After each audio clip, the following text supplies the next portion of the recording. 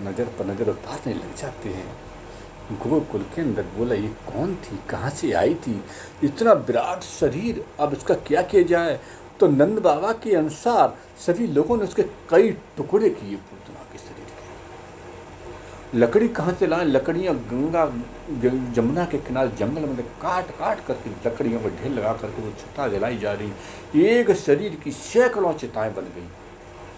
जैसे ही चिता क्यों जलाएगी, यदि वो मर जाती, उसका मांस सड़ता तो बदबू होती, दुर्गंध होती, महामारी फैल जाती क्षेत्र के अंदर।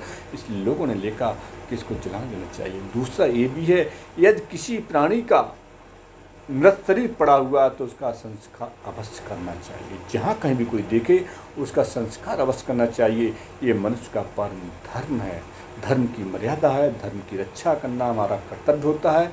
इसलिए गोआल बालों से मिल करके उसके मृत शरीर को, चाहे कितना दुष्ट क्यों, हमारा दुश्मनी क्यों नहीं हो, पर हमको उसका दाह संस्कार करना चाहिए। तो नंद बाबा के मिलकर के सभी गोकुल वासियों ने दाह संस्कार किया।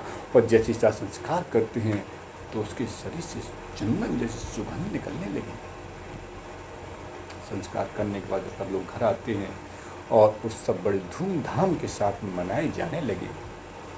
इधर कंस को मालूम होता है कि मेरी सहचरी,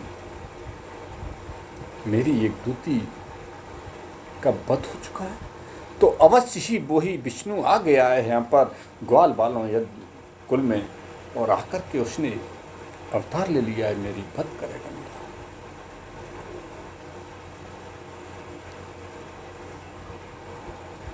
जानकारी हो जाती है उसे कि मेरा शत्रु वही है, ऐसी क्रिया से हुआ है। देवकी और वसुदेव को लेकर वो पुनः फिर कारागार में डाल देता है। बहुत कठोर कठोर यातनाएं देने लग जाता है उनको।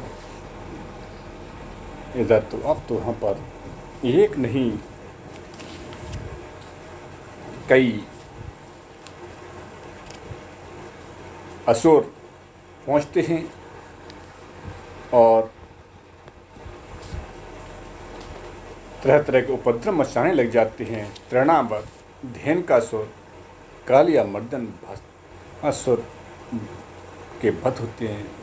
वृतासुर, बकासुर, आघासुर, इन सभी का एक एक करके वहाँ पर वध किया जाता है, कालिया मर्दन किया जाता है। और भगवान कृष्ण छोटे ग्वाल बाल हो जाते हैं और अब बाल कीड़ा करना चालू कर देते हैं। उन बाल कीड़ाओं का आनंद वहाँ की गोपियाँ किस तरह से लेती हैं।